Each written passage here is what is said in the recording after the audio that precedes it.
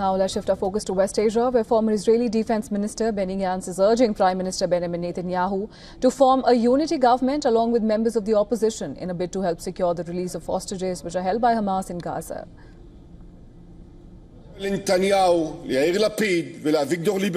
I call on Netanyahu, Yair Lapid and Avigdor Lieberman. The time has come for a hostage redemption government, one that supports our service members and is time limited. Over the course of 6 months, we will complete these 2 missions and hold elections.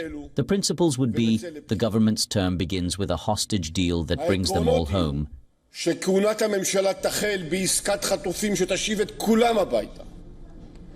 The former defense minister's proposal would exclude far-right figures like National Security Minister Itamar Ben-Gvir, who dismissed the idea as surrender. Netanyahu's government is facing increased domestic pressure to secure an end to the war in Gaza, with mass protests calling for a deal that would see the hostages released.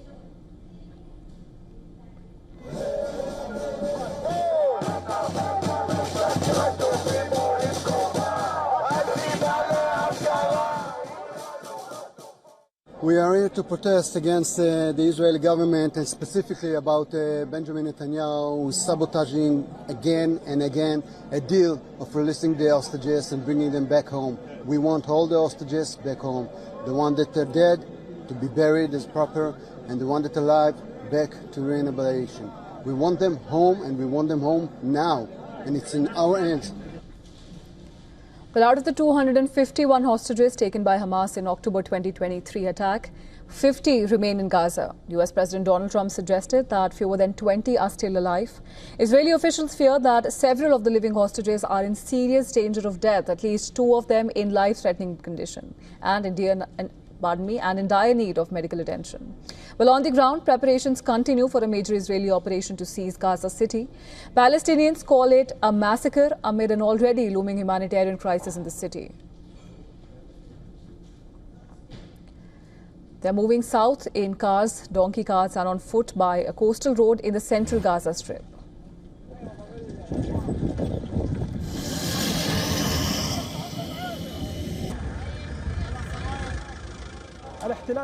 The Israeli occupation is stepping up its bombing, heavily targeting the districts of Zaytun and Sabra. More than 700 homes have been destroyed in these areas since August 6th. In addition, UAVs have caused extensive damage in the southern part of the Zaytun neighborhood, exploding in the middle of homes and completely destroying residential blocks. On Friday, the United Nations declared a famine in Gaza, saying that the situation has reached a catastrophic tipping point. Israel has called the report an outright lie. Meanwhile, hospitals, which are already overwhelmed by war injuries, now report soaring malnutrition cases, especially among children and the elderly. Doctors at Gaza's Al-Shifa hospital say that the failure to access IV nutrition is costing lives.